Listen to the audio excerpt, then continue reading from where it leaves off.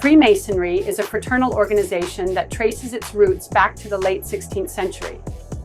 At its core, it promotes moral and ethical development through a system of allegorical teachings and rituals.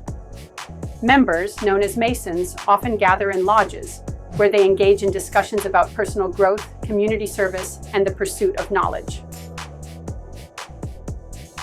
One of the fascinating aspects of Freemasonry is its use of symbols, like the square and compass, which represent the importance of living a balanced life.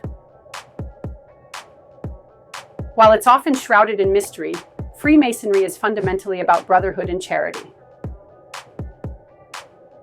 Masons are encouraged to help one another and contribute to society, reflecting a commitment to making the world a better place. Interestingly, Freemasonry is not a religion, but it does require a belief in a higher power, allowing for a diverse membership. This blend of tradition, philosophy, and community service makes Freemasonry a unique belief system that appeals to many seeking deeper connections and moral guidance.